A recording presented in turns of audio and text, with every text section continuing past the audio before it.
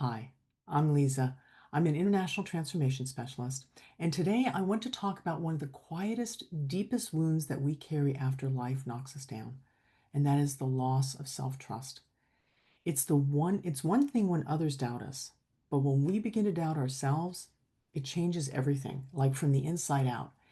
And today I want to invite you to rebuild that sacred trust within yourself, because your setbacks do not define you. They don't. You get to decide what defines you. And how you rise from those setbacks, that's a great place to start. So, have you ever hesitated to try again after you have failed at something? Or have you ever had second guessed your own instincts or abilities or even your worth because the first time it didn't go the way you hoped for? And so you sit back and you think, wow, I really got that one wrong. I can't trust myself, or I must be losing that, that feel. That's what losing self-trust feels like. And today I'll show you how to reclaim the quiet, powerful confidence that never depends on being perfect. It only depends on being who you really are, trusting who you really are. And that really is independent of circumstances. So let's talk about that for a minute. We'll start with clarity. So understanding that what breaks and builds self-trust. Self-trust doesn't shatter because you failed at something. It cracks, it breaks because you interpreted that failure, you interpreted that thing that didn't work as proof that you're inadequate, as proof that you're not good enough or you can't do it right. So you're using the external outcome of something as an indicator of who you are. So clarity comes when you realize that failure is an event, it's something that happens, but it's not your identity. It's not who you are. Life happens, but you're the one living life, right? You're the being that walks through these events. You are not the events. You are not your mistakes. You're the one who learns from them and you grow from them and you also become stronger for them. Yeah. So even if we take something simple like physical, I broke my ankle, right? And I struggled. It was a pretty bad break, and I was on crutches for a very long time. And I remember the first time that I tried walking, just normal walking with both legs. And that right leg where I broke the ankle, it just wasn't strong enough. And I couldn't really lean on it. And what I recognized is I couldn't trust it. It had been out of commission for so long, it had broken literally, and I couldn't just run, right? And so when we get up, we walk, we don't think about it because we know we can do that for those of us who have all of our physical abilities. Some don't have that. But for those who can understand this analogy, that regaining of trust came slowly, right? I had to try it in this situation, that situation. It tweaked here and it was unstable there. That's how it is in gaining our self-trust after a life event. It can be in divorce. It can be or the ending of a relationship, if not divorce. It can be a project that failed or even a business that failed. It could even be making a decision about purchasing a car that isn't one that turned out to be a great decision, or selling or buying a house or a larger item where you find out later there were problems with it.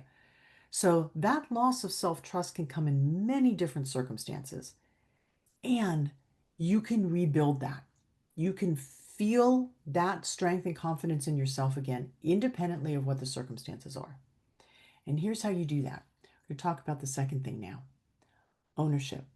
Taking responsibility without blame, so without judgment. And what that means is that after a setback, you don't blame yourself. If you become factual, let's say that you purchase a car and it's not as gas efficient as you'd hoped for, or it's not as safe. You were in an accident, you found out it wasn't as safe as you had hoped for.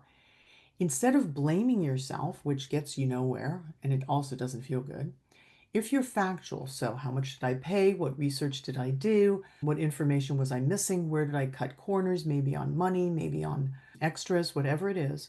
So acknowledging what happened factually with honesty and understanding for yourself, right? So that's taking ownership. It means this isn't how I had hoped it would go, but I can trust myself to learn from this and to choose wisely and to keep going, right? It's where you stand in yourself, when things go south.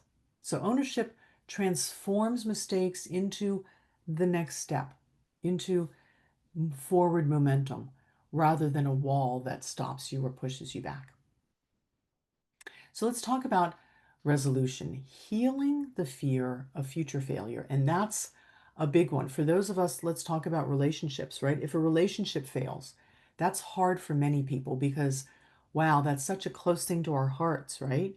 And so we think, what's wrong with my judgment? Didn't I see this coming? Or what have I done that this relationship didn't work? Or I'm not worthy of love because the relationship ended. So we end up distrusting ourselves, or we're afraid to trust ourselves because we have thoughts of what if I mess it up again? What if I'm not going to be appreciated? Or what if I can't communicate well? Or what if this relationship goes wrong again, right? So resolution comes when you accept that you will make mistakes. Some things will get messed up, but it'll be okay. It's not the end of everything. And taking ownership of that in relationships, saying, hey, you know what? I really messed that up. I did that just the other day with my daughter. I did something which I thought made a lot of sense to me. And she ended up saying, you know what? That confuses me. It set me on a totally different path and it was not helpful.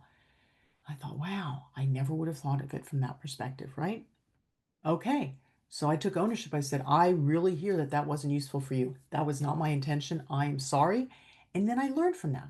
The next time I can do that differently. So confidence does not mean being certain at all. It means being resilient. It means knowing that you can meet what comes. And when you're anchored in who you are and not just what happens, you can respond from that place of strengthening yourself. And that's how you rebuild that self-trust, is anchoring from that place of knowing who you are. So let's talk about excellence. Moving forward from, I don't even like to call them failures, from situations that didn't go the way we wanted them to, right? How do we move forward with courage and also with grace? Excellent does not mean never failing or never making mistakes. That's not excellence, okay? And if you think of Olympic athletes who, oh my gosh, they run a 4-minute mile, or they do vaulting or high dive or whatever the sport is, the excellence, the beauty, the precision that they have, you can be certain of years of doing belly flops off of the high dive, of missing the bar when they vault, of tripping when they were doing the 100-yard dash even, right? So all of those pieces that they experienced, which we could call failure, were literally steps that helped them improve, that they learned from. And so each time that we rise from situations, and this is not just words, I'm not trying to sound wise here, but when we rise and we learn from them, and we dig into ourselves and we look for that place of strength within ourselves, and we have grace with ourselves, right? That's how you build that self-trust again. And interestingly enough, it helps you be more resilient when things go south again in life or in the world outside of you, because they do. That's part of living, right? So when you move forward, not with fear, but with that kind of quiet courage, with that confidence and self-trust, then you're willing to take risks again, to dream and to live fully, knowing that, yeah, things will go south and I have what it takes to meet that. I take the ownership to deal with what my part was. I have the clarity to see what's really been going on. I'm going to do all I can to learn from this as the resolution. And then I'm going to live from that place of self-trust, which is truly your excellence. Because you know that that self-trust can navigate you through everything that works and everything that doesn't work the way you want it to. So I'd like to invite you this week to do one small thing. Hang with me here. One small thing that scares you, and I don't mean terrifies you, I mean something you're a little concerned of. Calling that person that you like, friend or romantic interest that you're not too sure about contacting. Ask at work if you can present a project that you really think would be good, but you've been a little bit shy about doing. Try something in sports or in your workouts that you haven't wanted to do yet because you didn't know if you could. And then see how it goes for yourself. So do it not because you're sure you're going to succeed, but because you're willing to trust yourself to try. So when you let the act of showing up and not the outcome be your new definition of success, that's really what self-trust comes from. It's in the being as you're moving toward things, not the actual outcome. So if this message helped you, if it helped you even find a small spark of courage again after a setback, or if it reminded you that you are trustworthy even after hard things come, as they come to all of us, then go ahead and like this video and subscribe for more. I'm always bringing out different ones, and share with someone who maybe has also had a setback and is looking to rebuild their self-confidence and their trust in themselves. And if you're ready to live with clarity and ownership and resolution and excellence on all levels, then you'll find resources and programs here linked below. You are more resilient than you know, and you can trust that.